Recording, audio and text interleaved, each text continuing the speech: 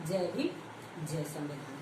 आइए संविधान नामा के एपिसोड नंबर 28 में आप सभी सब्सक्राइबर, देखने वाले महानुभाव और सज्जन, मैडम जी, बच्चों सभी का स्वागत है। आइए आज हम संपत्ति के अधिकार अधिनियम की बात करते हैं। इसमें सबसे महत्वपूर्ण बात जो ये है कि इस संपत्ति के अधिकार को जो हमारे संविधान निर्माताओं ने डॉक्टर B.R. अम्बेडकर, प्रारूप समिति के अध्यक्ष डॉक्टर B.R. अम्बेडकर और हमारे संविधान निर्माताओं के दिशा निर्देश में संपत्ति को मूल अधिकार रखा गया था, जो हमारी संसद ने 44वें संविधान संशोधन के द्वारा संपत्ति के मूल अधिकार को जो है एक संवैधानिक अधिकार बनाया। संपत्ति का अधिकार अब एक संवैधानिक अधिकार है और एक सामान्य विनियमन के तहत इसमें जो है रूल रेगुलेशन बनाया जा सकता है। संपत्ति का अधिकार अधिनियम मूल संविधान में कैसा था, आइए हम इस पर एक नजर डालते हैं।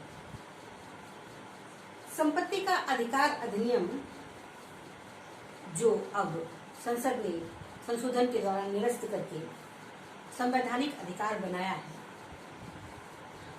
ये नए अध्याय जो पहले मूल अधिकार अध्याय में था, अब इसे संविधान के भाग 12 के अध्याय 3 के बाद संपत्ति के अधिकार के नाम से एक नया अध्याय 4 जोड़ा गया है, जिसमें इसे संपत्ति के अधिकार अधिनियम को शामिल किया गया है। संपत्ति का अधिकार यह है कि वर्तमान स्थिति में एक लाइन में कहें तो संपत्ति के अधिकार को एक सामान्य अधिकार, एक संवैधानिक अधिकार बना दिया गया है। आइए हम अपने ऐतिहासिक जो मूल संविधान में बातें संविधान निर्माताओं ने की थी उसकी जानकारी करते हैं। संपत्ति के अधिकार की व्याख्या, मूल अधिकार की ऐतिहासिक बातें संविधान विशेषज्ञ doctor D D Basu sir की पुस्तक से हम ये बातें संदर्भ लेते हैं।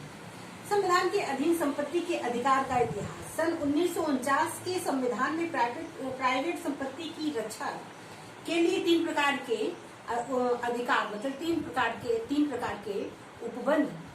उपबंध की बात मूल संविधान में की गई थी। नंबर 1 प्राइवेट संपत्ति का अधिकार, नंबर 2 संपत्ति के उपभोग का अधिकार, नंबर 3 संपत्ति के बेचने और खरीदने का अधिकार। ये मूल 3 बातें जो है संविधान के मूल अधिकार में, जो मूल संविधान में दिया गया था, जिस पर युक्त निबंधन की बात कही गई थी जो उचित हो। यह बात संविधान निर्माताओं ने मूल संविधान में रखा था। नंबर 1 सन 1949 का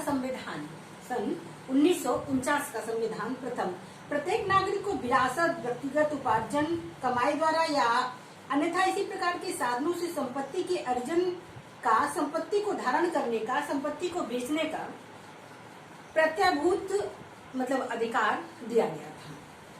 इस पर जो निबंधन है वो युक्त होगा। क लोक कल्याण के लिए युक्त निबंधन। ख कोई अन्य युक्त निबंधन। जैसा कि संविधान की एक सामान्य नियम है कि कोई भी नियम जो है वो निरंकुश नहीं है, मनमाना नहीं है, युक्त निबंधन लगाया जा सकता है। उसी प्रकार संपत्ति के अधिकार अधिनियम पर भी युक्त निबंधन की बात संविधान निर्माताओं ने की, जो सभी के हित में हो। इस प्रकार का निबंधन संविधान निर्माताओं ने लगाने की बात की। ये निबंधन अधिष्ठायी और प्रक्रिया दोनों ही दृष्टि से युक्ति होने चाहिए। दृष्टांत के लिए निबंधन साधारण जनता के हित के लिए अपेक्षित हो, उचित हो, उससे अधिक नहीं होना चाहिए। जो जनता के हित के लिए हो, उचित हो, उससे अधिक निबंधन की बात नहीं की जा सकती। यदि कोई निबंधन बिना सूचना के या बिना सुनवाई के लगाया जा सकता है, तो जो असाधारण परिस्थितियों में विद्यमान नहीं है, तो वह निबंधन प्रक्रिया के दृष्टि से अनुचित होगा। जो निबंधन जो है असाधारण परिस्थितियों में विद्वान नहीं है वह निबंधन प्रक्रिया की दृष्टि से अनुचित होगा। दूसरा, मूल संविधान में यह प्रत्याभूति अधिकार दिया गया था कि किसी व्यक्ति को विधि के प्राधिकार के बिना किसी को संपत्ति के अधिकार से वंचित नहीं किया जा सकता। इससे यह विवक्षा मतलब इच्छा है कि संपत्ति स्वामी की जो सहमति के बिना किसी व्यक्ति की संपत्ति राष्ट्र की सहमति से ही ली जा सकती है।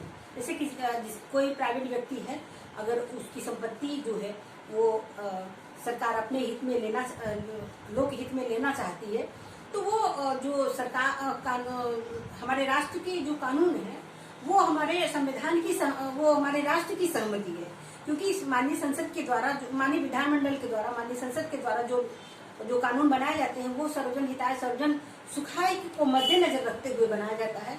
तो उसको लेने से पहले राष्ट्र की सहमति, जो कानून है वो राष्ट्र की सहमति कही जाती है, उसके बिना नहीं ली जा सकती। महत्वपूर्ण बात यह है, कोई संपत्ति जो पुलिस या सरकार के द्वारा बिना विधिक प्राधिकार के अभिनय मतलब ग्रहण अपने कब्जे में ली जाती है, न्यायालय के हस्तक्षेप से विमुक्त कर दी जाएगी। जैसे कभी कभी सरकार या पुलिस के दबाव में जो संपत्ति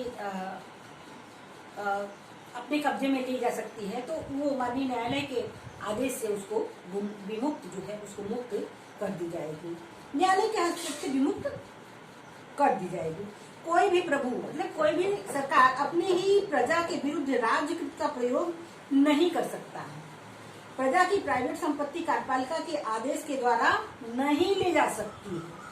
जो जनता की संपत्ति है वो माननीय न्यायालय के कहने पर वो नहीं ली जा सकती है, क्योंकि जो संपत्ति का मालिक है वही उसका मूल जो है स्वामी है। यह कानून द्वारा प्राप्त शक्ति के प्रयोग में निकाले गए आदेश से ही ली जा सकती है। कैसे ली जा सकती है? यह कानून द्वारा प्राप्त शक्ति के प्रयोग में निकाले गए आदेश से ही जो सरकार जो अभी हमने कहा राष्ट्र की सहमति जो कानून बना हुआ है उसी के तहत जो है किसी स्वामी का जो जमीन ली जा सकती है। मूल संविधान में इस खंड को रखने का आशय मूल संविधान में इस खंड को रखने का उद्देश्य था कि यह खंड कार्यपालिका द्वारा संपत्ति के अर्जन मतलब ग्रहण के विरुद्ध सुरक्षा प्रदान करेगा, न कि विधायिका के विरुद्ध। ये जो है कार्यपालिका के विरुद्ध जो है संरक्षण प्रदान किया जा रहा है, न कि विधायिका जो विधानमंडल है संसद है और उसके विरुद्ध इसका उपयोग नहीं किया जा सकता। सुप्रीम कोर्ट ने भी इस बात को स्पष्ट किया कि किसी व्यक्ति को संपत्ति से वंचित करने वाली विधि विधिमान्य होनी चाहिए। कैसी होनी चाहिए? वो विधिमान्य होनी चाहिए। इसका मतलब है वह सक्षम विधानमंडल द्वारा अधिनियमित होनी चाहिए। जो क्योंकि विधानमंडल में जब भी कोई अधिनियम जाएगा तो वो पक्ष और विपक्ष को मद्देनजर रखते हुए चर्चा होगा, बहस होगा, उसमें जो भी त्रुटियां होंगी उसको छोड़ी जाएंगी, जो अच्छाइयाँ होंगी उस अधिनियम में एक्सेप्ट की जाएंगी और हमारे जो प्रतिनिधि हैं उनके मद्देनजर वो उनके विवेक से अधिनियम पारित होगा तो वो एक युक्ति होगा। उसमें सबसे जो महत्वपूर्ण बात है वो भाग 3 के जो मूल अधिकार हमारा फंडामेंटल राइट है उससे जो है उसको किसी प्रकार की क्षति नहीं होनी चाहिए, तभी वो अधिनियम जो है लीगल होगा, वैध होगा, और नहीं तो वो असंगत अगर है मूल अधिकार से तो वो अवैध होगा अधिनियम। इसलिए मूल अधिकार को ध्यान में रखते हुए कोई भी अधिनियम पारित किया जाता है। तीसरा, संविधान में अभिकथित था कि यदि कोई व्यक्ति जो तीसरा नियम है, संविधान में अभिकथित था कि यदि कोई व्यक्ति की प्राइवेट संपत्ति अर्जित या अधिग्रहण सरकार करना चाहती है तो 2 शर्तें हो सकता है। नंबर 1, अर्जन या अधिग्रहण लोक प्रयोजन के लिए। नंबर 2, जब ऐसी विधि पारित की जाती है तो उसमें स्वामी को जो रकम दी जा रही है, जमीन का जो मूल्य है, संदाय के स्वामी के रकम के संदाय का उपबंध होना चाहिए। क्योंकि जो स्वामी को का जो रकम है उसकी बात, उसका संदाय जो किया जा रहा है, उसका उद्बंध, उसका उल्लेख जो है होना चाहिए। ये रहा संपत्ति का मूल अधिकार से जो संवैधानिक अधिकार की प्रक्रिया रही। हम मूल अधिकार जो अब संशोधन के द्वारा जो है संवैधानिक अधिकार बना दिया गया, मैंने ऐतिहासिक थोड़ी सी जानकारी की। अब अधिक जानकारी के लिए आप जो है संविधान के अनुच्छेद 31 को पढ़ सकते हैं। अगले एपिसोड में हम जो है संविधान के अनुच्छेद 32 जो जिसे डॉक्टर B.R. अम्बेडकर ने संविधान का सोल कहा, संविधान का मूल कहा, मूल आत्मा जिसे कहा, जिसके बिना संविधान हमारा जो है संविधान का हृदय जिसे कहा गया है, और डॉक्टर अम्बेडकर के द्वारा। आइए हम अगले एपिसोड में इस पर बात चर्चा करेंगे। आज के लिए इतना ही। आपको वीडियो कैसा लगा लाइक करें, कमेंट करें, शेयर करें, सब्सक्राइब करें। हम एक सामाजिक पहल को जो है आगे बढ़ाएं, इसमें आप सभी जुड़ें और एक जागरूक जिम्मेदार नागरिक बने। इसी के साथ जय भारत, जय भीम, जय संविधान।